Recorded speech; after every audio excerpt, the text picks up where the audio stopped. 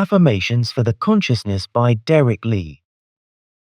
Even just the ups and downs of daily life, my enthusiasm creates the necessary power to cope with everything. My enthusiasm gives a firm sense to everything that I do. A precondition naturally always exists that corresponding ideals are tended and nurtured, and are maintained and realized through the enthusiasm by means of my thoughts. My genuine evolutive enthusiasm has an infectious and stimulating effect on other human beings. I build up true evolutive enthusiasm in me in order to realize my ideals by means of the might of my thoughts. I put in much effort to build up an enthusiasm and to change everything for the better and to that which is higher. Intention and imagination concerning the actualization and concerning the creation of the capacity for the true enthusiasm are necessary as well as real efforts that I put forth. My efforts are necessary if something is to be successfully translated into Action 354, the capacity for the enthusiasm I achieve through great effort. Explanation, page 354 MOT, that is preceded by an affirmation that one wants to achieve it and it is welcome. In order to empower the might of the thoughts such that they can allow everything to become reality, I become exactly that which I think, tend, and nurture.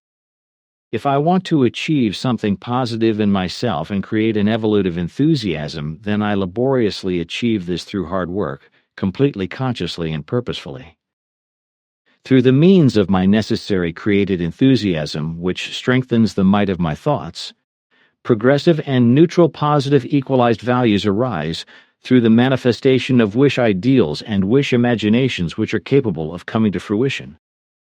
My ideals, imaginations, and efforts I retain in my consciousness to newly nourish again and again by my thoughts so that my consciousness thereby actually absorbs and holds on to them. 356. My ideals and imaginations are clear and sharp and do not pervade dimly and diffusely in only a shadowy manner.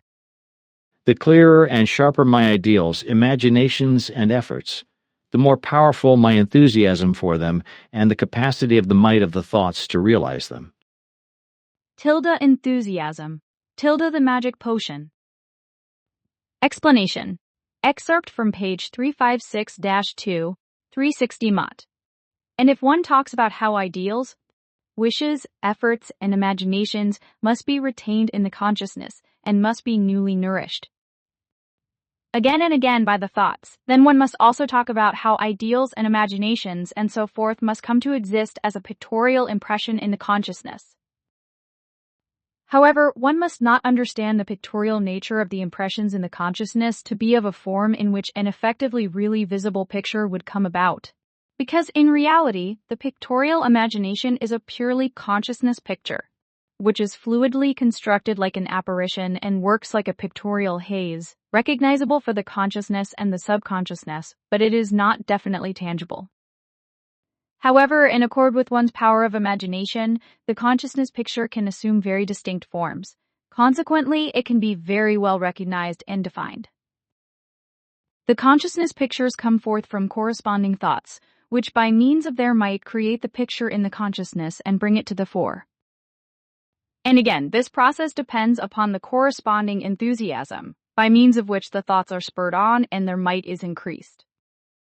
The consciousness pictures in turn run back into the thoughts and drive them onto new activity. In this form, thoughts and consciousness pictures run back and forth and become extraordinarily powerful factors which ultimately come to fruition, and become the actuality through the might of the thoughts. If no enthusiasm and no joy are perceptible in the consciousness, then these values have also not been acquired. Consequently, no corresponding impulsations could therefore appear in the consciousness, nor could any pictures which have the same direction. In fact, only that which the human being also contains in himself/herself and has fundamentally acquired himself/herself can come out of him or her. That is a profound truth which should finally be understood by every human being so that everyone makes a true human being out of himself/herself. But the question must thus be asked, when will it finally be understood, so that the human being makes himself/herself into a real human personality in every regard, or shatters against himself/herself depending on how seriously, enthusiastically, creatively, and constructively he or she works on himself/herself and allows his or her nature, personality, character, and morality, and so forth to become reality according to his or her innermost creational nature by means of the might of the thoughts. And enthusiasm is also necessary for daily life, because all that which occurs is only thereby able to be coped with in real affirmative form. Hence the affirmations for the consciousness. Quite especially for one's daily work or that which one is otherwise obliged to execute, enthusiasm is of particular significance and of profound value because, if there is none, then a miserable mood is unavoidably part of the order of the day, because the work is only reluctantly executed and with the greatest difficulty and thereby listlessly. This is a fact which applies to an extraordinary number of human beings who also thereby make every day in their entire lives a tribulation. Therefore, if, with one's daily work, an attitude is to prevail through which the work is executed with joy, then corresponding enthusiasm must be created for it, which relieves all the self-torment in the aversion as well as the disapproval, rejection, revulsion, and so forth. Therefore, all work must be tackled, carried out, and completed with joy and enthusiasm, if indifference and destructiveness are not to arise in the consciousness and in the thoughts. Explanation regarding enthusiasm and work. Excerpt from page 358 of Mott. Work is a legitimate necessity, without which no evolution can occur and no life can be maintained. Every single creature must execute its work, even if it is just the search for nourishment or nest building for the offspring. How much more than the human being must take on the responsibility of his or her work, if he/she wants to scrape a living and fulfill all his or her many wishes for prosperity and abundance in every regard? And how much better it indeed is to carry out arising work with joy and enthusiasm, instead of with a miserable mood and all possible efforts to rebel, which ultimately also cost much energy. Besides, working joyfully and enthusiastically also means to be conscious of one's obligation, and to fulfill one's responsibility as well as to be evolutely active in an absolutely conscious form. Schiller once wrote, "Work is the pride of the citizen, and blessings are the prize for effort." And how right he was with that, because work should in fact be seen not just as breadwinning and as necessary for prosperity, and as a burden and a load, because work is really also a credit to the human being which raises and distinguishes him or her high above those who are work-shy and move as parasites in the ranks of the righteous, who are harmed and exploited by them. Possessing enthusiasm means that through it, I can spur on many fellow human beings to do as I do and to therefore likewise build up enthusiasm in themselves. Others all around me are pleased and stimulated to likewise turn to enthusiasm and build it up in themselves, whereby an evolutive effect therefore arises and the effectiveness of the true enthusiasm can no longer be called into question. In order to create enthusiasm in myself, I do not have to be a great thinker and speaker because simple thoughts are completely sufficient. However, I tend and nurture in honesty and with my will for that which is progressive. Explanation. Excerpt from page 360 to 362 MOTE. Neither special knowledge nor special wisdom is required in order to create an evolutive, healthy enthusiasm. And really, whatever may appear in terms of enthusiasm and successes does not have to lead back to a special knowledge and to special wisdom. Rather, it has to lead back solely to the training and use of healthy, correct, and neutral positive equalized thoughts by means of which the ideals and imaginations, as well as striving and wishes, all created out of ideas, are mightfully realized. However, that which is also necessary in order to be able to create in a positive form is an absolute uprightness of the ideals, imaginations, and strives, and so forth, because only this uprightness guarantees their correct, healthy, and positive coming into being, as well as a certainty that everything is actually also used in a neutral, positive, equalized kind and wise. All righteous, evolutive enthusiasm gives the life an unexpected power and enables the human being to lead an existence which is successful in all areas. And the human being who lives with this enthusiasm feels raised into evolutive heights every moment by the power of his or her joy, love, freedom, and harmony, because the enthusiasm is really able to create this power, and thereby do things which extend far beyond all that which is monotonous and mundane. The immense power of the enthusiasm also creates the immense might of the thoughts through which all conceived ideals and things relating to imaginations and striving and to wishes are fulfilled. Therefore, may the human being create in himself/herself enthusiasm which is evolutive in a creational law-based form in order to go through the world and the life with it and to live by it.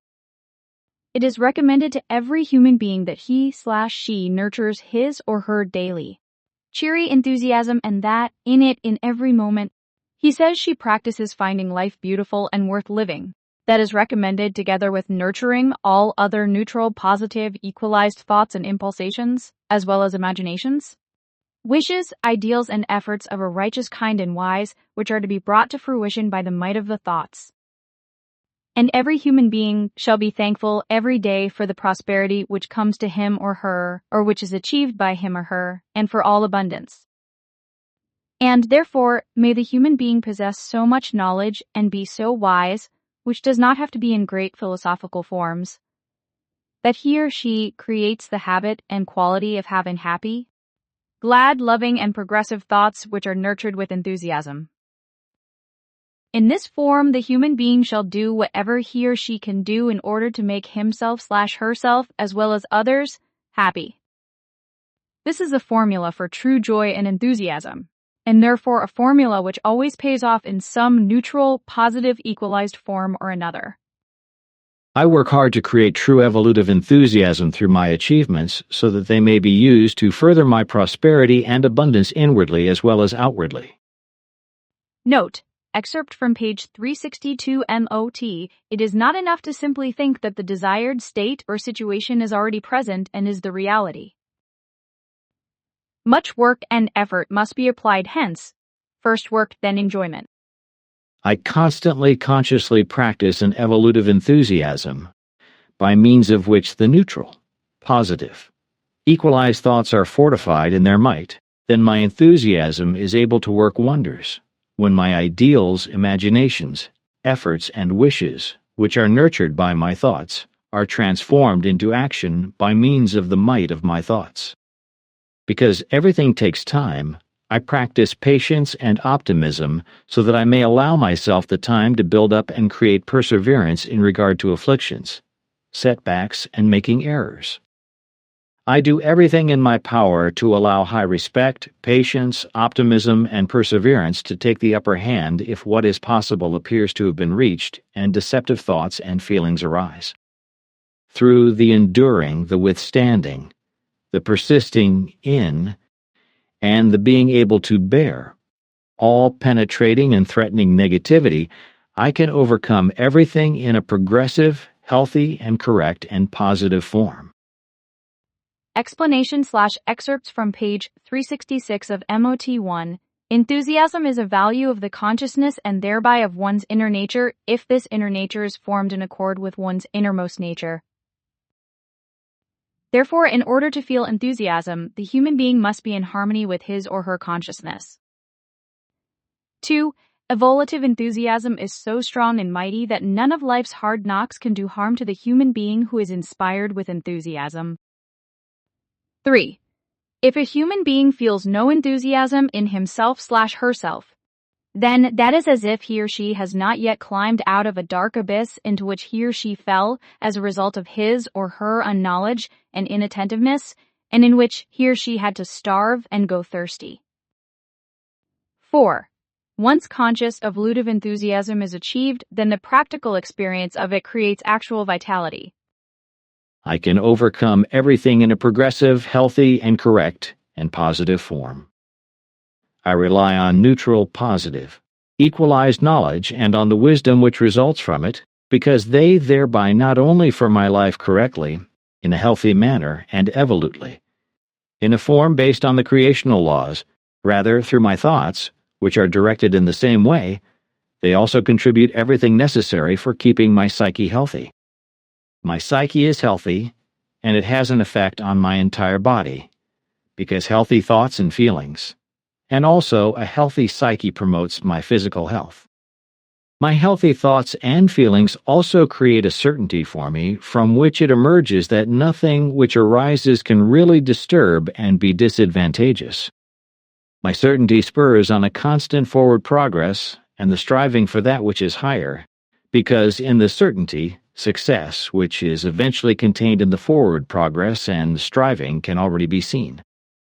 My certainty is created from the attitude of my consciousness, indeed by the acquisition from an actual knowledge of a decisive conviction which becomes my firm attitude and, with that, my firm opinion and certainty. Hence, the truth is the certainty of reality. Explanation. Excerpt from page 368. MOT. In this world there is basically only one single, effective certainty. Indeed, that of one's identification with the one and only reality which is possible for the human being, the knowledge and wisdom of one's own consciousness, which has been the human being's power, might, and refuge since time immemorial and will also remain so for all future time. All human beings becoming and passing emerges from his or her own consciousness, and indeed regarding all that which he or she is able to devise, evaluate, and bring to fruition through the might of his or her thoughts. By means of his or her consciousness, and the ideas which are thereby conceived and transformed into ideals and imaginations, and so forth, and by means of the further logic of his or her thoughts, the human being is master of all becoming and passing, of all those things for which the human being himself or herself is responsible in every regard. All of my becoming and passing emerges from my own consciousness, and indeed regarding all that which I am able to devise, evaluate, and bring to fruition through the might of my thoughts. By means of my consciousness and the ideas which are thereby conceived and transformed into ideals and imaginations, and by means of the further logic of my thoughts, I am master of all the becoming and passing of all those things for which I myself am responsible for in every regard. Explanation. Excerpt from page 370 MOT. There are many human beings who tend and nurture illness-related thoughts and allow them to stream out of their consciousness directly into their bodies. Anxieties can thereby have just as much effect as can a lack of courage or simply a bad mood, and so forth. Certainly, one of the worst sources of that is dissatisfaction of every kind, as well as constant vexation. These are two factors which sooner or later really make the human being sick, and indeed not only in a purely physical form, rather also in a psychosomatic form and thus, thereby, in a psychically, physically conditioned form. Vexation can be extraordinarily varied, but it often emerges from disturbances of an interpersonal nature or of a nature which purely relates to human behavior. For example, when a human being's sense of self is injured by another. The injury calls for thoughts which range in a palette extending from being enraged, morose, hurt, besieged, and sad to being miserable, tormented, worried, sorrowful, afflicted, and wounded, and so forth. An injury to one's sense of self automatically calls forth thoughts which are of the nature just named, and consequently also creates the same kind of feelings through which, in turn, the state of the psyche is determined. If thoughts of having been injured are then nurtured, or if they are talked about, then the thoughts newly create feelings of pain, as it was felt at just the point in time when the injury occurred. And if the injury is not processed and neutralized, then it continues to create new thoughts and feelings of pain, which always continues on in this form, and indeed every time the vexation about the injury causes the thoughts to rotate. If this repeats itself several times, then the injury, along with the pain, very quickly becomes embedded in the subconsciousness, whereby a wound is made which is no longer able to heal itself. This wound is then the point which influences one's entire well-being in a negative, unhealthy form which causes illness and throttle to human beings, healthy, neutral, positive, equalized thinking and his/her feelings until he or she sinks into hopelessness. I never let vexation rise up in me at all, and I stop it before it forms or can become active. My local remedy/medicine to counteract vexation is a generous attitude of understanding and forbearance for that person who is inflicting injury. My generous attitude of understanding and forbearance calms my consciousness and thereby also my own thoughts, and prevents my feelings from succumbing to Azartung and correspondingly harming my psyche. Right from the start, I avoid having to come to an injury at all, and I avoid a wound being able to be made in my psyche as well as my subconsciousness. If injurious attacks on my sense of self and everything connected with that nevertheless result in such a form that vexation begins to show, then I exercise self-control over those emotions I have and over other significant impulsations, which are responsible for the vexation being able to rise at all. With sufficiently strong self-discipline and self-control, I can absolutely and with great success prevent the thorn from penetrating further and to neutralize its already released poison. I am never resentful because that harms the development of my own inner nature and, with that, my personality. Because I have a healthy, neutral, positive, equalized consciousness and thinking, I am not resentful towards any human being on account of any errors, bad behavior and words, because I do not want to create or repeat any vexation in myself. Explanation, excerpt from page 3704 Mott. To many human beings, it appears very strange that, when they direct their consciousness and their thoughts in a neutral, positive, equalized kind, negating and negative and even bad and evil thoughts which have been dammed up for years simply vanish. And so, these results of the change of thoughts and change of attitude often appear to them to be almost like a wonder. However, these human beings actually only call such an occurrence wondrous because, up until that point, they have not known, understood, and therefore also not followed the creation of laws. Along with vexation, which the human being himself or herself always unnecessarily and nonsensically causes, because he or she does not understand how to control his or her emotions and thoughts, the factor of self-slide, feeling sorry for oneself, also plays a weighty role in his or her life. Self-slide is a term which is better known in common parlance as self-slide self-pity, and says that a human being feels sorry for himself or herself because he or she directs himself or herself at that by means of his or her thoughts and thereby also his or her feelings, and naturally in this form also influences his or her psyche in which an impulsation of self-sorrow is created. Therefore, a process comes to light here which, in a further form, is also to be found in pity, whereby one participates in the suffering of fellow human beings or animals when the thoughts and the feelings directed the same way are directed at the fellow human beings or animals. This is therefore a process which is of an unhealthy, sick nature and which arises from a misunderstanding of the obligation in regard to one's neighbor or another creature. An obligation which is based in the law that the human being jointly lives with his or her neighbor and the other creatures and should provide assistance in regard to how they conduct and maintain their lives and so forth. However, this cannot happen through the human being loading suffering upon himself or herself through a pity, which likewise brings him or her to a miserable, unhealthy situation which is hostile to life.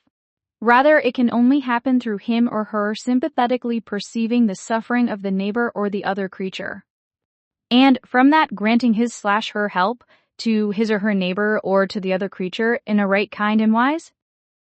Therefore, in any case, it is required that one has feelings for the neighbor or for the other creature, however, no pity. Pity arises through uncontrolled emotional impulsations. Feelings for others, however, through uncontrolled thoughts and feelings. Pity is truthfully, therefore, quite different to the philosopher's explanations and claims about it. I never let pity for others or myself rise up in me because it tends to destructive factors which are harmful to both them and me. Excerpt from page 378 MOT. For the human being, neutral, positive, equalized thoughts are factors, in both evolutive as well as health-related regard, which are the equivalent of medicine which is able to heal an illness. The real inner peace, which is deeply embedded in the consciousness, does not only have a calming effect on the thoughts and feelings, rather also on the nerves, because peace is also something which is equivalent of a medicine for the human being. It is necessary for the human being to live progressively in his or her consciousness. Consequently, the thoughts which arise from that must be nourished daily and at all times with striving for that which is higher. It is necessary to convince oneself again and again that the human being himself/herself is master of the way he or she conducts his or her life, and master of the forming of his or her personality, character, and morality, and so forth, because it is only through this conscious knowledge that the human being is able to be creative and constructive with himself or herself. The human being must use the power of his or her will in order to use the evolutive, creative and constructive power of his or her consciousness, and thereby also the might of his or her thoughts according to the progressive degree of his or her cognition, knowledge, and the lived practical experience, as well as according to his or her achieved wisdom. The human being must never forget that he himself/she herself determines whether his or her consciousness, thoughts, feelings, and psyche, and to a large extent, also his or her body are made healthy or sick, and indeed, through the very might of his or her thoughts, the form of which he says she always determines himself/. The astounding limitlessness of the power and might of the consciousness and of the thoughts must always be recognized and used in order to evolutely form one's life as well as that of one's fellow human beings. All other kinds of creatures and the entire environment, according to the creational recommendation of striving for that which is higher. Optimism and hope are the results of my neutral-positive-equalized thinking, and thereby also of an affirming consciousness, from which my personality is also formed. Explanation. Naturally, there are enormous number of human beings, negatives, pessimists, and others, who must be classified as constant protesters, and who reject and contest everything. It is characteristic of these human beings to negate everything which sounds like hope and to portray the neutral positive, equalized progressive, healthy, and optimistic thinking as an all too bright view of the life. They are of the stupid and irrational view that a neutral positive equalized thought principle is directed at simply negating everything negative, whereby pain, worry, grief, errors, and disadvantageous things, and so forth, are no longer supposed to appear or are no longer supposed to be taken into consideration. On one hand, this view is held as a result of misunderstanding, but on the other hand, also because the optimism and the hope and so forth are wrongly interpreted. As has already been explained in this text, the truth is that the neutral positive equals thought pattern is formed such that both the positive as well as the negative facts of a matter are taken into consideration and processed, and therefore negative things and errors and also included, which must be thoroughly investigated, processed, put right, and resolved. However, in order to really be able to think and work in this form, it is necessary that the human being is effectively a realist in his or her neutral positive equalized thinking, in order to recognize the entire extent of the actual facts of the matter and the truth. I am effectively a realist in my neutral-positive-equalized thinking, in order to recognize the entire extent of the actual facts of a matter and the truth. Only when I am a real realist am I able to clearly and unambiguously actually recognize all difficulties and errors, and so forth. 384, I always see factors in the difficulties and problems, which I can overcome, in order to be serviceable in every regard pertaining to the achievement of a higher level of my evolution. I look into the future, beyond everything concerning errors, problems, and difficulties, and I see the solutions to everything before terrible things are even able to scratch me. A human being with a good, right, healthy, and positive thinking always see everything clearly and in a neutral form, and I use everything in order to work with it and make something from it as well as to gain evolutive advantage from it. I am not the type of human being who allows myself to be brought down, and who gives up when I encounter something which challenges me to a fight. Regardless of how difficult and terrible situations may be, I fight on in order to work my way out of the toughness and most hopeless situations, and, indeed, with a positive result. As a positive thinker myself, there is no situation, no occurrence, and also nothing else from which I would not draw evolutive benefit, because everything in me is directed such that the way which best promises success is always searched for and taken, in constant hope that everything may certainly succeed. Explanation. Excerpt from page 384-2,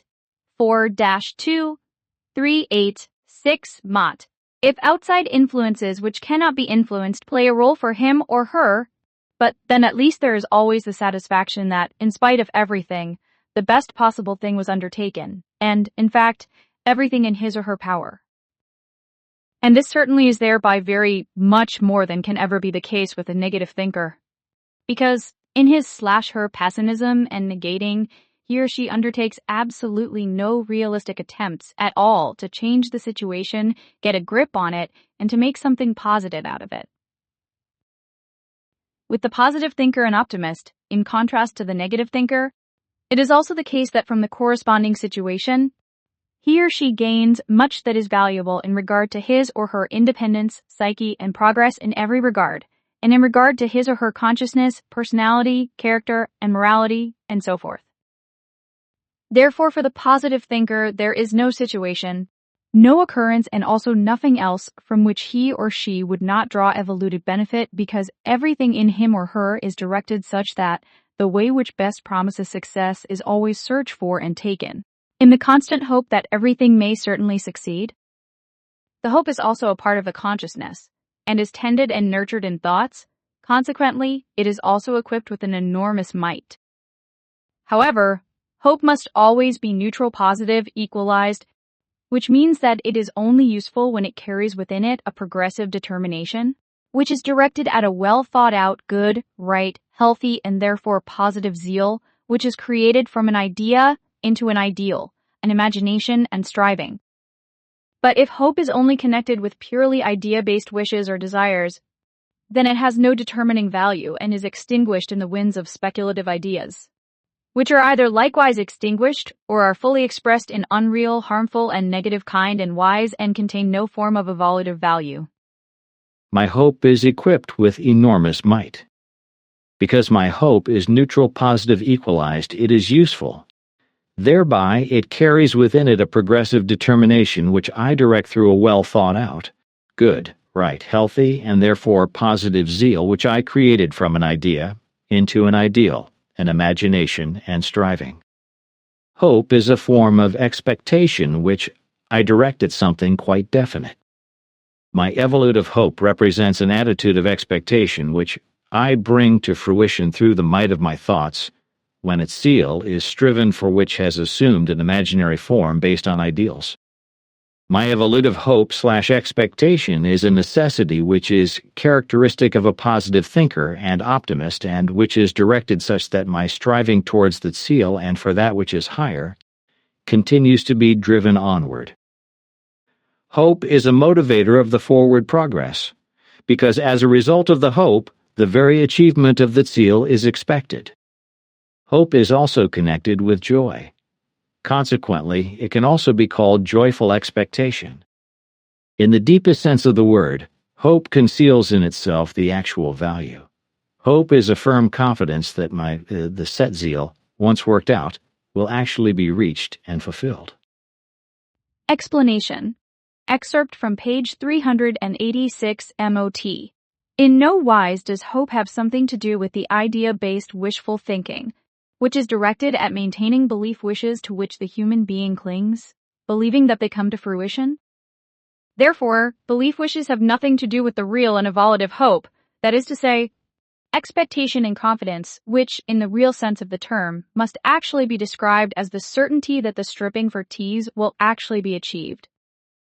If the hope, that is to say, expectation and confidence, is not seen, recognized, and accepted in this form, rather it is exercised in belief, best contexts, or in another unreal mode, then it is able to bring about danger which can be of very many different kinds. Thus, a form of false hope is able to destroy the obligations of the present end of the life, whereby not only material disadvantages, rather, first of all, physical or even consciousness-based harm can arise, which naturally and inevitably leads to a stagnation of every form of one's personal development taking possession of the human being. I am always clearly conscious of hope, expectation, confidence and certainty in correct, healthy, positive, and evolutive form, so that I do not fall prey to belief wishes which are in every form always unreal, harmful in the long term as well as disadvantageous and damaging. My life means achievement, evolving and fulfilling responsibility in the frame of the creational laws and recommendations. My optimism in and of itself is a miraculous medicine for my consciousness as well as for my psyche and my body. Contained within the optimism is the hope. Therefore, the expectation, the confidence, and the certainty. My hope has a quite special value, which is also of a self-psychotherapeutic nature.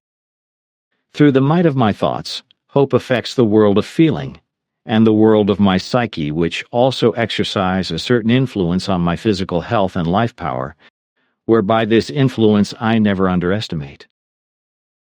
It is also hope, my confidence, and my certainty, which allows me, the positive thinker, to still see, in neutral-positive-equalized form, a possibility in everything.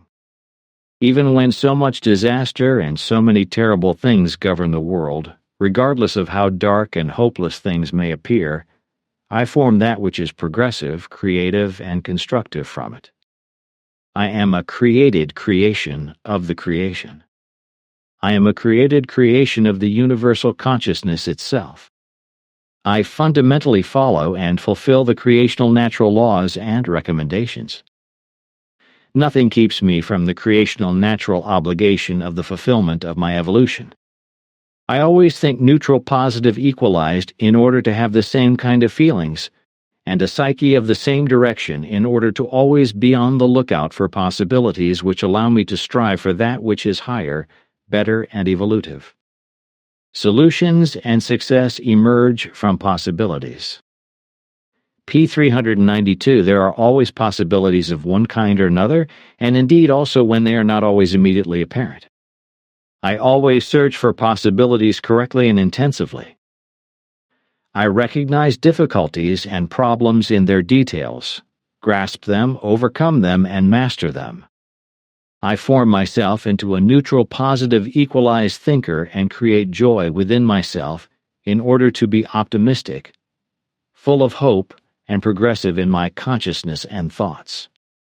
I, as a human being, can accustom my consciousness to building up and maintaining my capacity for a persistent, optimistic quality.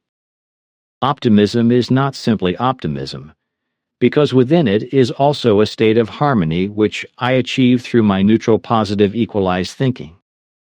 The might of my thoughts determines how quickly the harmony, which is also an ability which must be acquired, can be created.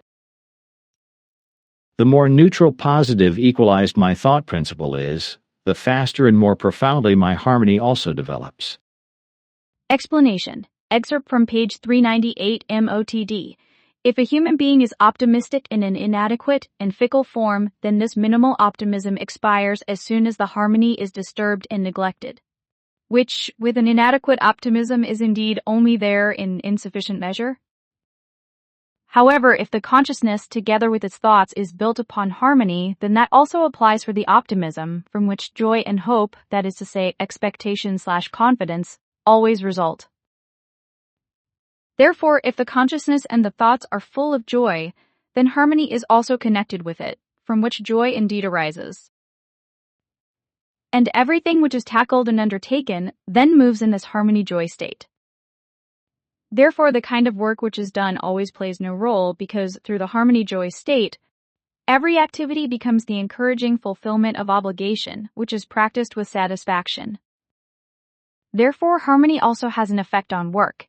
Indeed, no matter what that work concerns and whether it is easy or difficult, trained or untrained, whereas appealing or unappealing for oneself in terms of mood, and so forth. A human being who has at his or her disposal an effort of harmony, and therefore a progressive, creative, and constructive harmony, also possesses the power to do all work with joy, no matter which kind it is and regardless of whether it appeals to him or her or not. The human being of harmony-joy optimism puts his or her values regarding this into every activity to be carried out by him or her. Consequently, he or she performs every activity with joy. As a result of harmony, the consciousness and its thoughts, as well as the life and the work, flow in a stream which is not only extremely pleasant for the human being, rather it is also progressive, and indeed both in a sense which is consciousness-based and personality-based, as well as purely material. The results are more effective and successful, which should be a reason for every human being to develop an evolutive harmony within himself/herself, as well as in the external realm of life.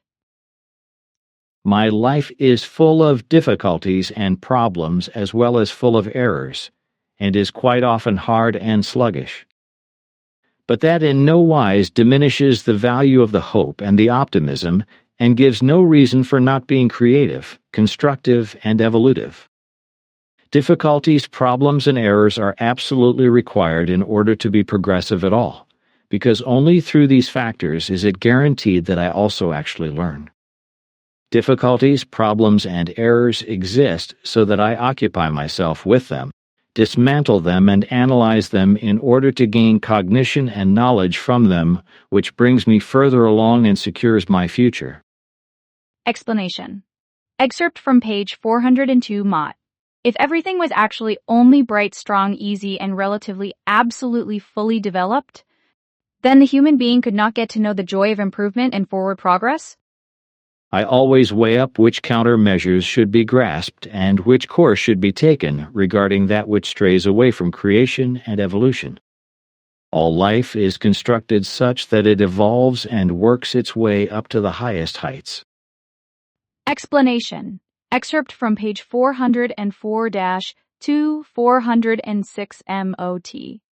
But therein is contained the truth that only the life in itself can be creative and constructive and therefore evolutive, which means that the life only continues on and is progressive when it overcomes all those things which arise within it and which first give it that substance which makes the life itself into the hope for a better, higher, evolutely more valuable future, in which knowledge, love, peace, joy, freedom, hope, optimism, and wisdom are understood to be the highest values of the life and allow the progress, in every regard, of a consciousness-based, thought-based, and material form, to become that which it also must be according to the creational natural laws and recommendations, namely the real and truthful fulfillment of the life. I am even happy that, as a result of errors, difficulties, and problems, I have tribulations, because only as a result of these am I capable of achieving the abilities which are necessary to master and neutralize them. That is to say, to transform them into evolutive values. 406. Explanation. Excerpt from page 406 Mod. It is this actuality which must be taken on as one's lifestyle, so that progress and success can be secured and achieved. Also, as a result of this stance, depressions, which can arise or have arisen from some sort of uncontrolled negative reactions, are avoided or driven out.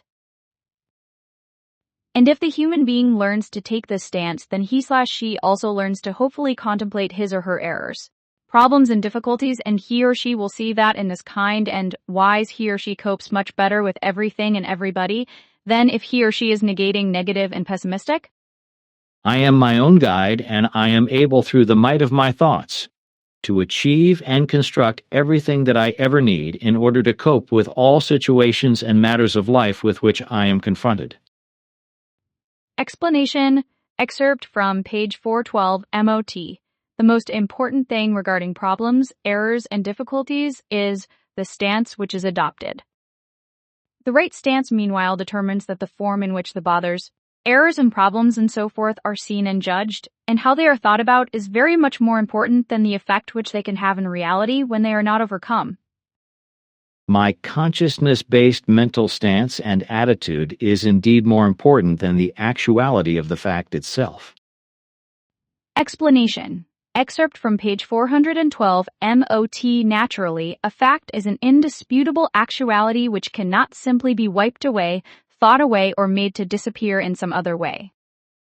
But, unfortunately, for an extraordinary number of human beings, the actuality of a problem, error, or bother is the ultimate concept of the truth, understandable for them, which means that they only see this one actuality which oppresses and burdens them, from which they are not able to free themselves because they lack the power and the knowledge to dismantle the existing facts down to their details and solve their secrets, in order to gain a progressive results from that and to neutralize and eliminate the fact. This kind of a human being is broken by an actuality, because he/she makes no effort in any wise to undertake anything against it. Consequently, he or she all too gladly and too quickly gives up and throws in the towel, as the saying summarized that puts it. I always take a neutral-positive-equalized stance in regard to all the facts, and I see every error, every problem, and every difficulty realistically, and as a challenge which must be resolved and overcome in order to thereby learn and be progressive. I regard everything as a challenge for my intelligence, my inventive power as well as my knowledge and my wisdom, in which I search for insight and guidance as well as cognition and solutions, in order to cope with the occurring facts and to gain from them the very most progressive element contained within them, which I search for, recognize, and make useful. I continue to research and search, whereby I also create further cognition, knowledge, truthfully lived experience, and essence of wisdom, because I allow the might of my thoughts to come to the fore and everything to become reality. Nothing is unachievable when it lies within my own powers and possibilities, and therefore I also know in this sense that there is also always an answer to every question, and that this answer is also always found by me myself. My stance and attitude in regard to the facts is of greater importance than the given facts themselves, because they are indeed brought under control and are mastered. In all of my neutral, positive, equalized, optimistic thinking and conduct, there is hope, enthusiasm, and striving, by means of which everything of which I can conceive can be mastered, sooner or later. Therefore, I continue to practice these values so that they continue to remain effective. I never give up, regardless of how unfortunate and negative the circumstances and situations are. With the help of the power of my consciousness and all achieved positive capabilities, and by means of the might of my thoughts, which is built up through all the powers of my consciousness and through my capabilities, all rising problems and difficulties I resolve, and all errors I'll recognize, analyze, and resolve in order to create from that which is better, more positive, and progressive.